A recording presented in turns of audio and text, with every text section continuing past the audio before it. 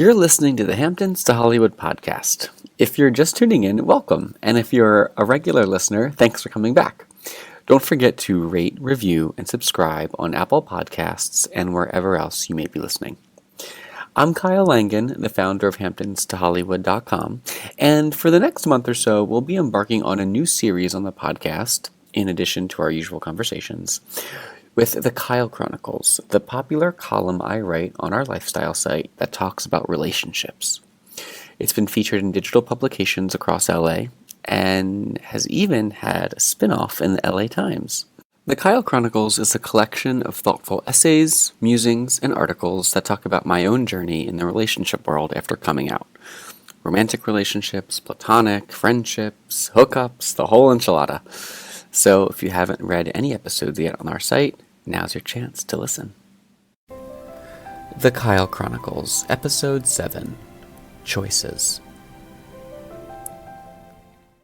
Life is all about choices. 6 months had passed with Jack, and I was happier than I had been since moving to Los Angeles. Maybe even happier than I had been in 5 years. I was choosing to spend my time with someone I cared deeply for. And with that relationship, I also inherited a slew of new, amazing friends that I was thrilled to see every day. However, though I was having the time of my life, and though my feelings were strong, I wasn't letting myself become waylaid by the details of what Jack and I were. We had our thing together, and it made me happy, and no one had to understand it but us. Though, as all relationships do, both friendship and romantic, there comes a time for progression. People become closer, and relationships jump to the next level. While Jack and I were becoming closer, we were also stuck in a bizarre kind of limbo that was like walking a tightrope. At any moment, there was a chance to fall into new territory. On the left, the friend zone, and on the right, something more. I was becoming restless. Obviously, I wanted something more, but we weren't there yet. And at the same time, I didn't feel like I was being fair to myself to wait around for him to see what an awesome person he was missing out on being in a relationship with. So, I made a choice. I downloaded Tinder. Each day, when I became bored with work, I'd log on and mainly swipe left because of the absolute dogs I'd come across. However, one day, someone attractive flashed across my screen. His name was Aiden. He was devilishly handsome, and from what I could tell from his diminutive profile, had a good job and seemed, dare I say, normal. As we began chatting, I told him about my newly broken foot because I thought it was a great icebreaker, and he told me he owned a strip club and invited me to come in and perform on amateur night. Just as I was amping myself up for a new way to earn some extra cash that I admittedly always kind of had a fantasy about, he confessed that he worked in corporate fashion retail instead. He had a sense of humor. Perfect.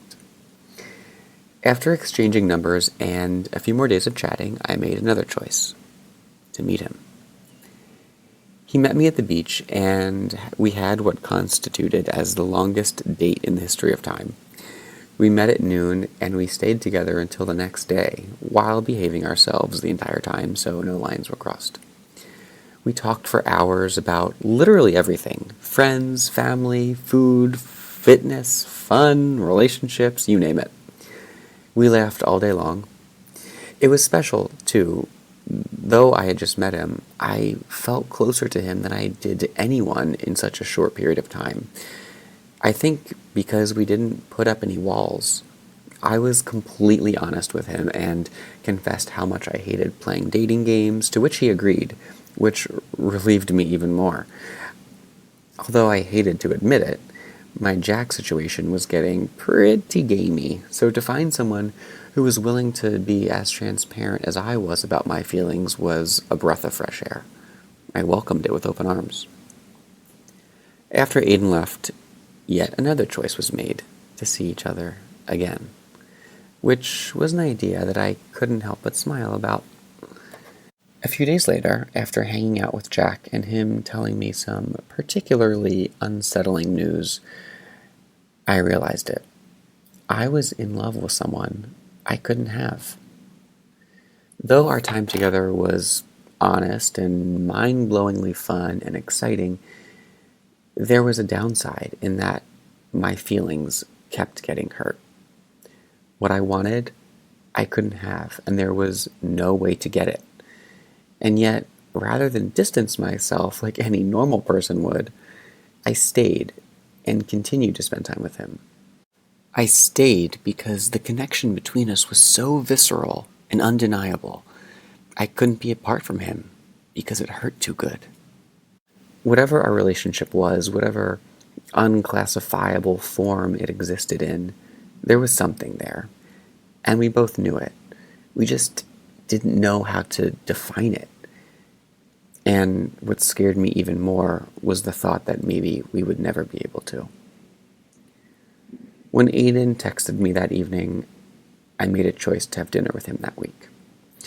Though Jack had my heart, I knew that the choice to see Aiden could potentially turn into something rewarding and possibly more promising, which gave me hope. And then I wondered, maybe there isn't such a thing as a right choice or a wrong choice. Maybe each choice is just the precursor to a lesson instead. Maybe it's just a matter of coming to a fork in the road and deciding which lesson you want to learn about yourself the most. And in that moment, at that fork, I decided to choose the direction I hadn't been down before, because at least I knew that if nothing else, it would be different. I'd be off the tightrope completely and into a whole new territory.